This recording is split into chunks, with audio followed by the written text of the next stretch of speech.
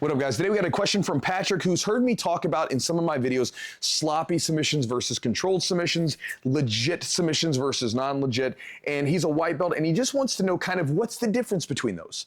Because, as a newer jiu-jitsu practitioner, he wants to make sure that he can be the best training partner that he can be. And so he's wondering, Chewy, what do you mean by sloppy versus controlled? What do you mean by legit versus non-legit?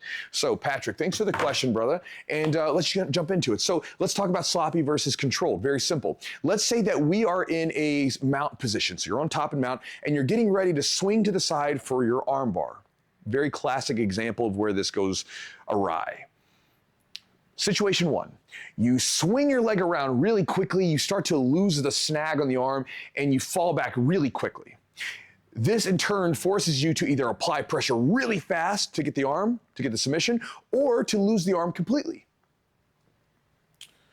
Second situation is you really stick the position, you're much tighter, and as you fall, you're able to fall in a way where you're really tight on the arm and you can apply the submission with a nice, slow, like 1/1000, 2/1000 sort of ramping up of pressure so that your partner has as much time as needed to tap out.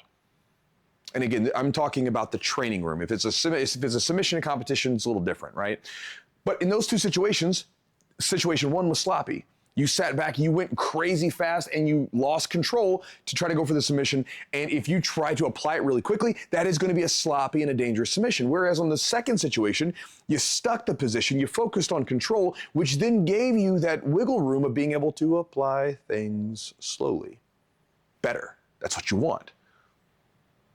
If we think about legit versus non-legit, here's an idea. And again, this is my bearded philosophy, by the way. All right, so let's talk about legit versus not legit submissions.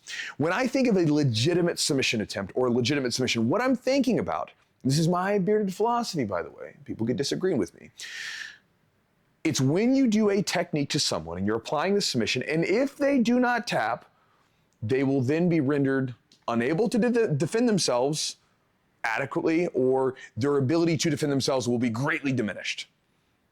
Versus a non-legitimate submission sometimes is where you are avoiding some sort of discomfort that really won't affect you even if it's continued to apply.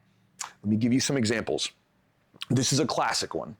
Let's say that you're rolling with someone and they get their legs wrapped around your head or something and they're just squeezing their knees as tight as they can across your ears or your neck or something. And you're sitting there, maybe this isn't you, but the person is sitting there and they're thinking to themselves, man, this is really uncomfortable. And they try to push out and this person is squeezing as tight as they can. And they sort of are faced with a situation where, well, it's not really a submission. I don't feel like I need to tap. But at the same time, if I don't tap, I might have my neck jacked up for like several days. I'll just tap, right? It's annoying. I'll talk about when neck cranks are effective in a second. Now let's talk about a legitimate submission attempt. If I put you in a choke, like a good choke, and you don't tap out, what happens? You go night-night. You are now unable to defend yourself. If I put you into a arm lock or a kimura or something like that and you don't tap to it, theoretically, if I kept applying pressure, I would break your arm, tear your shoulder up. You would have a lot less capability to defend yourself, right? Besides being in maybe writhing pain because your arm is broken, you're then going to have one less arm to fight.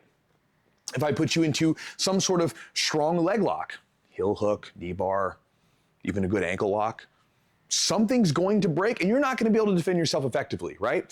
Even a really good neck crank, a well-applied neck crank, which is a little rare in jiu-jitsu, your neck is not going, it's not a situation where you're like, it kind of hurts a little bit. When you get put into a really good neck crank, you realize, ooh, you're about a second away before stuff starts just ripping and you're going to your neck's going to be jacked up.